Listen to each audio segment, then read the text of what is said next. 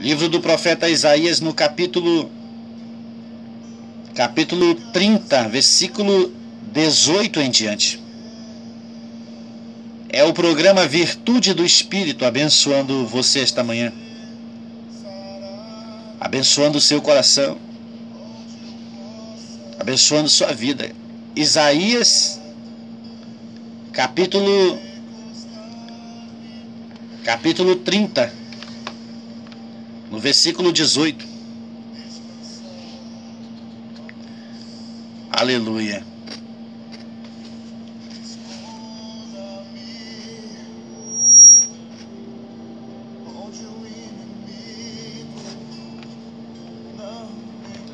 Isaías capítulo 30, versículo 18, diz a palavra do Senhor.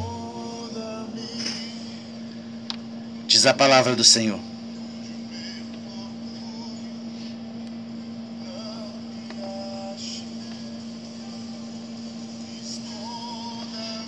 Aleluia. Olha o que diz a palavra de Deus. Contudo, o Senhor espera o momento de ser mais uma vez misericordioso e mostrai-vos a sua graça. Aleluia. Então você vê a palavra graça, né? Misericórdia, talvez na sua Bíblia, favor. Então você vê aqui em meio à lei, a lei. Por que a palavra de Deus diz, contudo o Senhor espera o momento de ser mais uma vez misericordioso? Porque Deus já havia sido. Exatamente.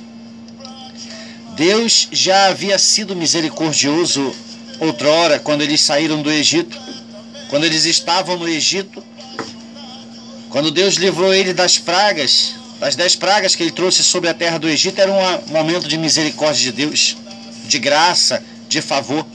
Misericórdia é favor imerecido. Misericórdia é a graça de Deus. Você entende? Então, eles vieram pelo deserto, se rebelaram 10 vezes contra o Senhor. E ali não havia punição naquelas 10 rebelião.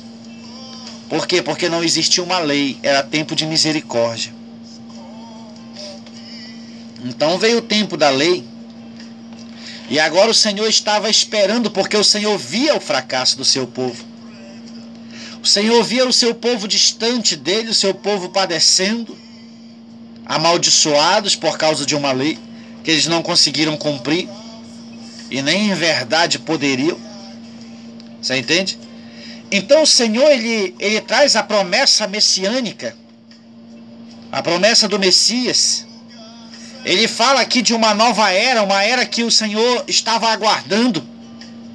Exatamente. E aonde o seu plano seria colocado em cumprimento. O plano de redenção, o plano de salvação do homem, de restauração, de comunhão com o homem novamente, porque o homem estava distante, morto em seus pecados, morto na sua desobediência. Então a palavra de Deus diz aqui, ó, contudo o Senhor espera o momento de ser mais uma vez misericordioso e mostrai-vos a sua graça. Só que hoje, isso já não é mais um momento que Deus está esperando, não é. Não é o momento que Deus está esperando. Na verdade, Deus ele está esperando para fazer na sua vida, para mostrar a sua graça, a sua misericórdia, mas Ele está esperando a sua atitude. Ele está esperando você vir e se apropriar do que te pertence. Exatamente. É o que o apóstolo Paulo falou lá em Coríntios, capítulo 6. Exatamente. Lá na segunda carta, se eu não estou enganado. No capítulo 6. Aonde ele aconselhou a não acolher a graça de Deus em vão. Então Deus ele está esperando, por quê? Porque muitas pessoas não têm compreendido este plano de redenção, esse plano que manifestava o Senhor. As pessoas não estão compreendendo. Então, o que acontece? Acontece que a graça está ausente da vida de muitos, e Deus continua nessa espera. Meu querido, não é você que está esperando para ser abençoado. Não. Não é você que está esperando Deus te curar. É Deus que está esperando você reconhecer os seus princípios, as suas leis, a lei de Cristo. É Deus que está esperando você reconhecer a sua palavra para que Ele possa manifestar na sua vida. Existem muitas promessas na palavra de Deus. Promessas que você não reconheceu ainda. Promessas que você não reconhece. Que você não se convence que ela é sua hoje. Exatamente. Então Deus espera que você reconheça, acredite, ame as promessas dele. Deus está esperando que você veja, olhe para as suas promessas como valiosas e grandiosas. Porque foi isso que o apóstolo Pedro disse, que é por meio das suas promessas grandiosas e valiosas que ele tem nos enriquecidos. Mas muitos estão vivendo em miséria, em pobreza. Quando eu digo pobreza, é prostrado, caído, impossibilitado. Eu não estou falando que ser pobre é uma desgraça, não, não é não. Eu estou falando quando você só vê o contrário, só vê a decadência, só vê a morte. Você entende isso?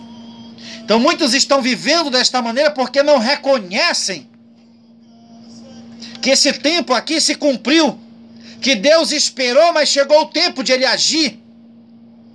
E você vê que quando Jesus começa a ministrar a palavra de Deus, no livro de Mateus ele começa dizendo: cumpriu-se o tempo, arrependei-vos e crede no Evangelho. Olha só o que ele diz: cumpriu-se o tempo, chegou o momento de eu agir, chegou o momento de eu trazer luz, de eu manifestar novamente sobre a terra.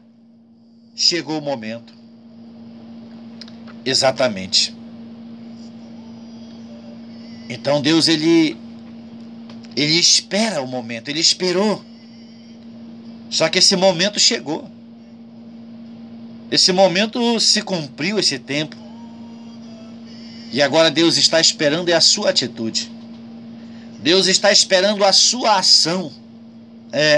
Para Ele reagir na sua vida. Porque o nosso Deus é um Deus que reage, é um Deus de reação. Aleluia. Bendito é o Senhor. Então, ele diz no capítulo 6 de 2 Coríntios, o apóstolo Paulo: e nós, como cooperadores de Deus, olha só, nós somos pessoas que cooperamos. Cooperamos em quê? Qual é o serviço que nós cooperamos com Deus? Em persuadir você, em incentivar você a agir confiando em Deus. É aqui que somos cooperadores de Deus. Nós somos cooperadores de Deus em tentar mostrar para você a oportunidade que está à sua disposição. Só que essa oportunidade é pela fé, meu querido. Fé não é lágrimas, fé não é um sentimento de injustiça. Fé não é isso. As pessoas confundem fé com esses sentimentos. Fé não é olhar para você e achar que você está sofrendo mais do que todo mundo. Porque as pessoas pensam que fé é isso. Porque elas estão sendo injustiçadas. Elas acham que Deus vai olhar para elas. Deus vai olhar para o que está sendo injustiçado. Deus vai olhar para o que está sofrendo, para o aflito, para o oprimido. Deus vai olhar. Mas Ele vai olhar por intermédio de um ministro. É exatamente isso. Este programa é exatamente o olhar de Deus por você. Esse programa é exatamente uma resposta de Deus à sua oração, à sua necessidade, à sua circunstância, ao seu clamor. Porque quando Deus ele quer responder na vida da humanidade, Ele manda um profeta. Ele manda o seu ministro, Ele manda o seu cooperador.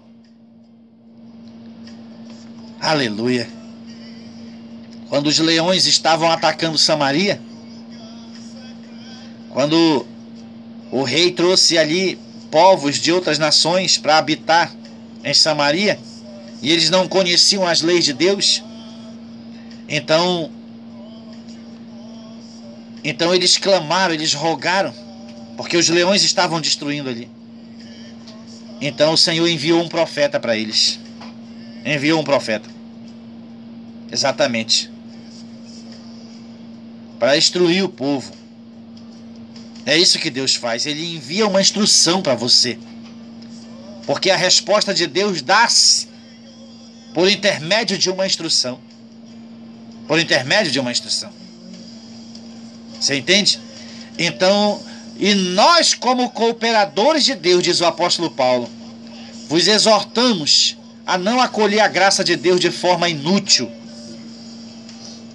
Quando não compreendemos a graça de Deus, quando não nos interessamos por compreender, quando não reconhecemos as suas promessas, quando não reconhecemos aquilo que a palavra diz ser um fato para nós, fato é aquilo que já está realizado, que está à nossa disposição, então estamos colhendo a graça de Deus de forma inútil. Exatamente. Quando é que uma pessoa é curada? Quando ela diz: eu não aceito mais essa enfermidade na minha vida, estou curado. Você vê que ela aceita agora a cura, ela rejeita a enfermidade. E por que a cura se manifesta? Porque a cura é um fato. É um fato. Então é Deus que está esperando você tomar posse daquilo que Ele já realizou. É Deus que está esperando você tomar posse da vitória. Você tomar posse da paz, da alegria, da vida abundante, porque tudo isso é um fato que Ele realizou com o seu plano lá no Calvário. É o que está dizendo Isaías. É isso que o Isaías está dizendo. Então ele disse que Deus estava esperando o momento de se mostrar. Olha aí, ó. Contudo, Deus espera o momento de ser mais uma vez misericordioso e mostrai-vos a sua graça. Na vida de muitos, exatamente isso. Deus ele ainda age hoje. Quando você reivindica uma promessa, então Deus trabalha. Deus é o seu sócio. Deus é o seu parceiro. Você entende? Enquanto você não reconhece a palavra como verdade absoluta, Deus está desempregado na sua vida. Deus não pode trabalhar na sua vida. Porque Deus só trabalha quando você reconhece a palavra dele. Deus está inútil. A presença dele é inútil. Porque ele está parado, ele não pode agir. Ele não pode reagir, porque ele é de reação. Ele reage. Você age com uma atitude de fé, reconhecendo a palavra, coerente com a palavra, e Deus reage a isso. Ele disse que nós governamos o céu. Ele disse que a nossa autoridade não se restringe somente à terra. Nossa autoridade também é no céu. Ele disse que o que nós ligarmos na terra será ligado no céu. O céu só funciona se nós fizermos a nossa parte na terra.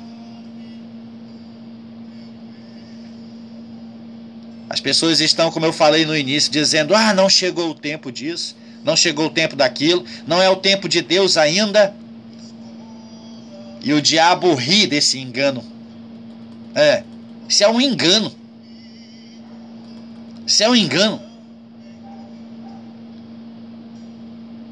Tudo que temos que fazer é plantar. É isso que temos que fazer. É plantar. Aleluia. Então ele disse: porquanto diz o Senhor, em 2 Coríntios 6:2, eu te ouvi no tempo oportuno e te socorri no dia da salvação. Presta atenção. O apóstolo Paulo está falando aqui em Coríntios 6, uma profecia de Isaías. Enquanto não havia, o tempo não tinha se cumprido. O apóstolo Paulo está aqui falando para a igreja que esse tempo já havia chegado. A igreja estava nesse engano também. Ah, não chegou o tempo disso. Então o apóstolo Paulo foi lá na profecia de Isaías e mostrou para eles: eis que te